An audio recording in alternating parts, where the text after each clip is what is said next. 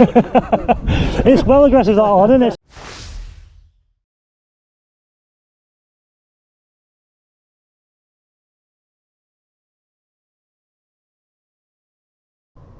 Welcome to my review of the Engwe L20 3.0 Boost. Engwe was kind enough to send me the bike to let me review it. When Engwe offered me this bike, I was just happy but nervous at the same time. If you watch my previous reviews, you'll know that the L20 Boost wasn't my favourite bike. It just felt underwhelming, like it should have been better. It was a good bike, but I just felt it should have been better. And I was a bit nervous that this might fall to the same hurdle really. Now on paper this is quite the upgrade in honesty. It's £200 more expensive, but you're getting rear suspension, you're getting hydraulic brakes front and rear, 180mm discs which are bigger than the 160s on the L20 Boost. It's a folding bike, you're getting a fast charger. It's quite the upgrade, but that's on paper. How is it in real world? Now when you get the bike, it comes in this new smaller Engwe box. You have to put on the front wheel, the rear rack, the handlebars, pedals. I think that was it really. Actually there was the front mud guard and the front light as well, but it's not too big a build. After building the bike, I tested the brakes as I usually do. And again, there was the wrong way around. The left lever was the front brake and the right lever was the rear brake. So I undid the nuts keeping the hoses in, and the left one was very tight. When I put them back in, the left lever wouldn't tighten up again, or the left nut wouldn't tighten up again. I think it had been cross-threaded when it was built and it stripped the thread inside the lever. So I emailed Engwe and they replied asking for some clarity on what exactly was wrong with it. So I re-emailed them with pictures and told them what was wrong, and they sent out a new lever straight away, which took about a week to get. When I got the new lever I couldn't work out how to put it together. I've never used hydraulic brakes before, I don't know how they work, I don't know how the hoses connect, I don't know anything about them. So I emailed Engwe again and they sent me a video from their engineer showing how to do it. It was actually quite simple. It was fiddly because I had to put the wire through the frame of the bike, and it took me a little while to do, but it wasn't actually that complicated to do. The engineer's video was really easy to follow and it got me through it.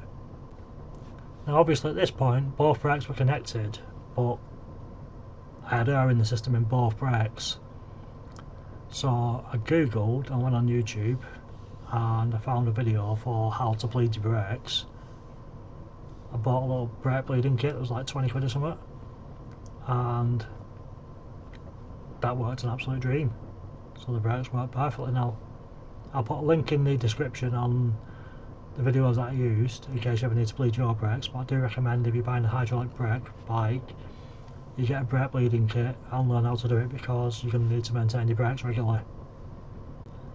So after putting the bike together and refitting the new brake lever and bleeding the brakes, we was all ready to go. My first impression when I started riding the bike was the torque sensor was set nice. It was very easy to pedal, even in the hardest gear. But before we get into the review itself, let's have a look at the bits of the bike. The bike comes with 20 by 3 inch Chaoyang fat tyres and sport wheels.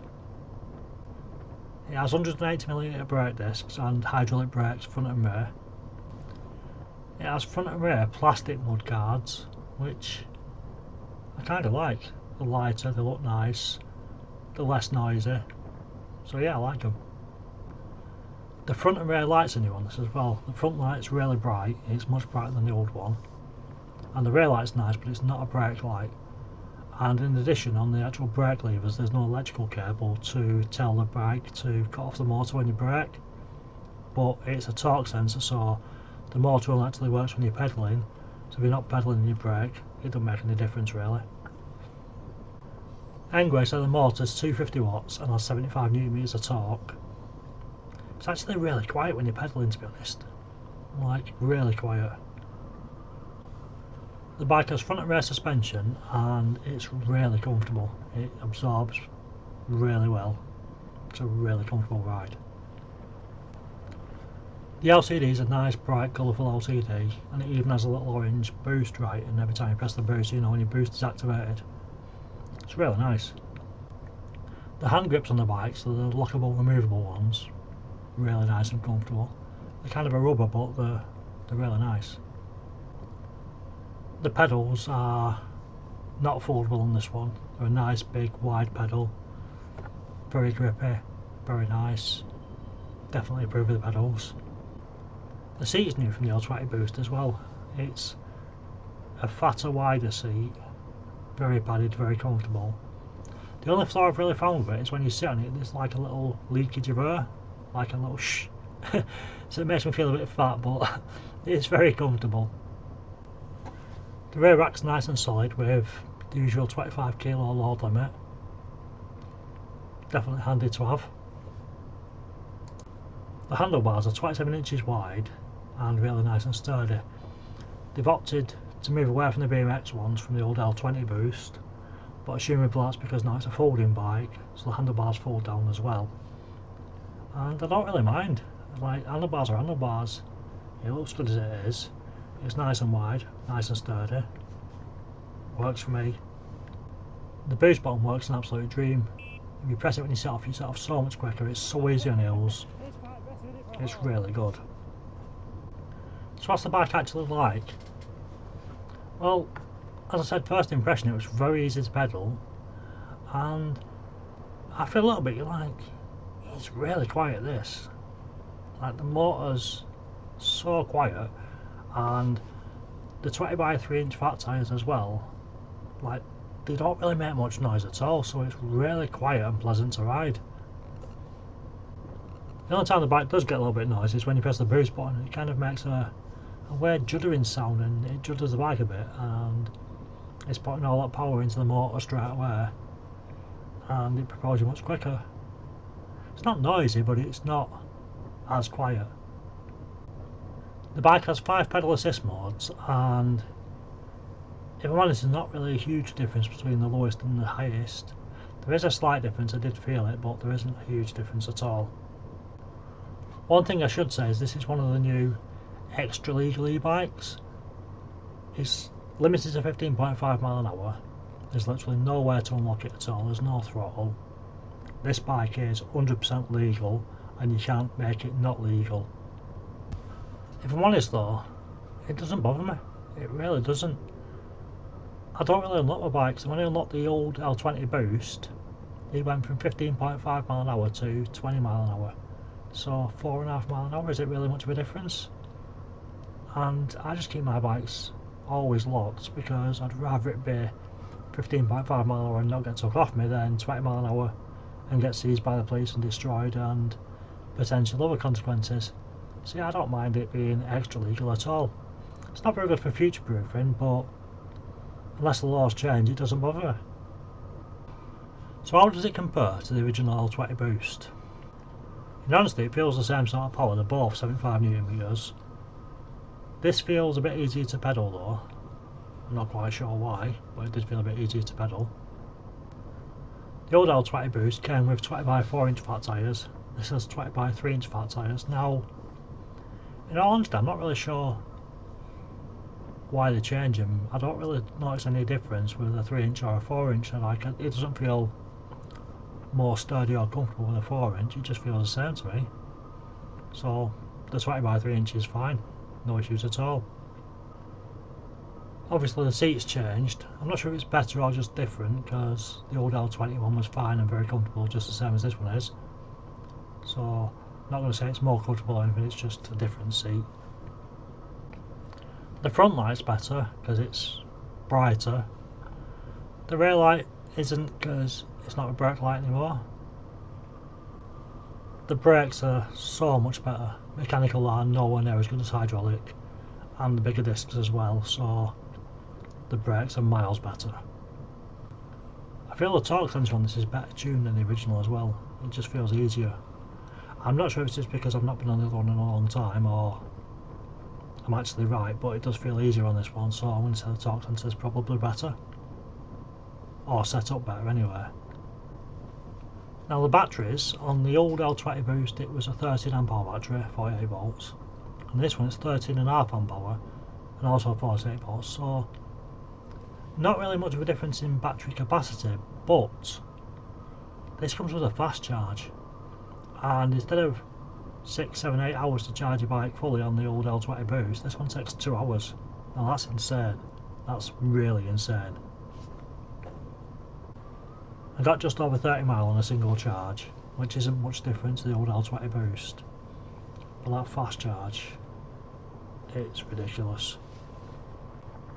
The new L20 3.0 Boost is a folding e-bike, the L20 Boost isn't, so the folding bit is helpful. Now it's kind of a gimmick it being folding because it's a heavy bike, it's quite awkward to fold, it's not fun to carry when folded, but when I got my L20 Boost I had a punch and I was like 6 miles away from home, and it limited who I could ring to take me home in the car because it's not folding, so it's harder to get into a car, whereas this is folding, so it's much easier to transport should you need to. So folding works for me, it's a good thing.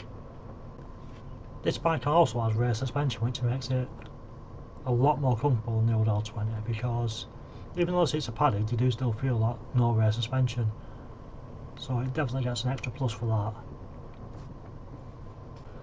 The next difference is the L20 3.0 Boost is 1,300 on the website, the L20 Boost is 1,100, so it's £200 more expensive for the new one.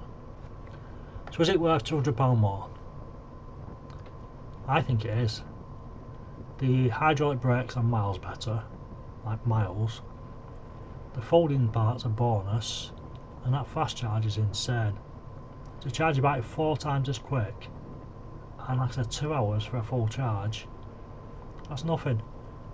I'd actually say it'd be the perfect delivery bike, except for the fact that they have the L20 3.0 Pro, which has more features, more power.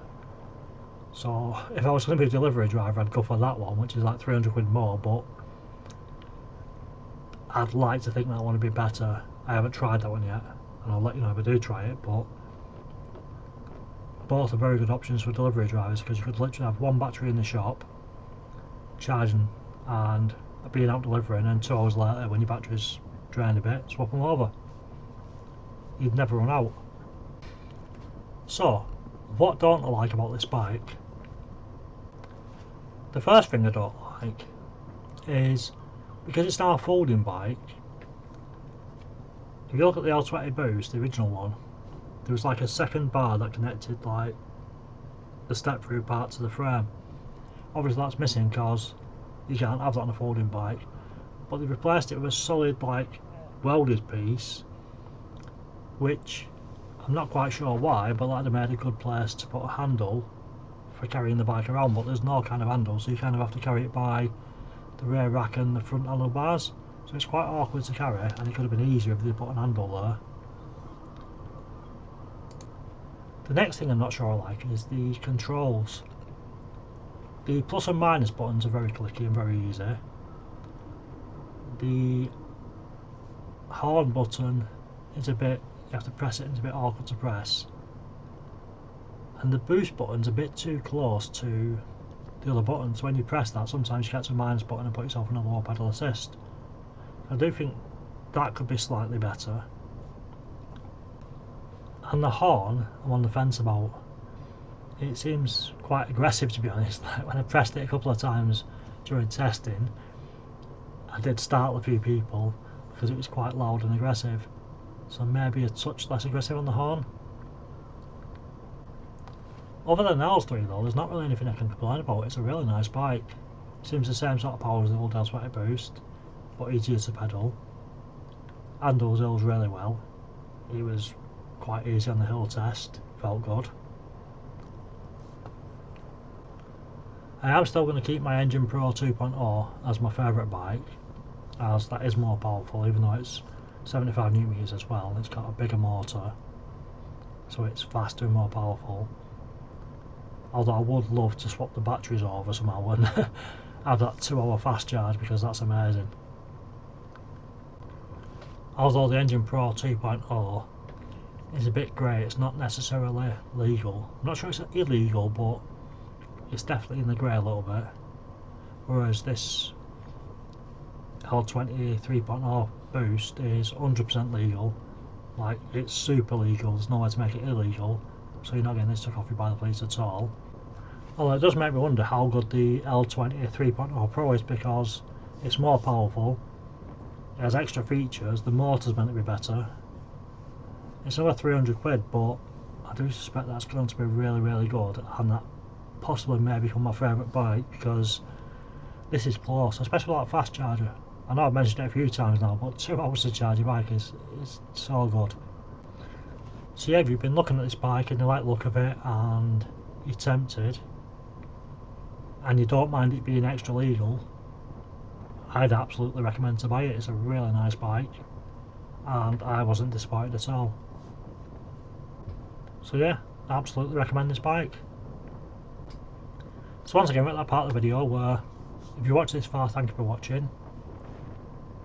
If you like the content I'm making, please do like, share and subscribe. Again, it really does help.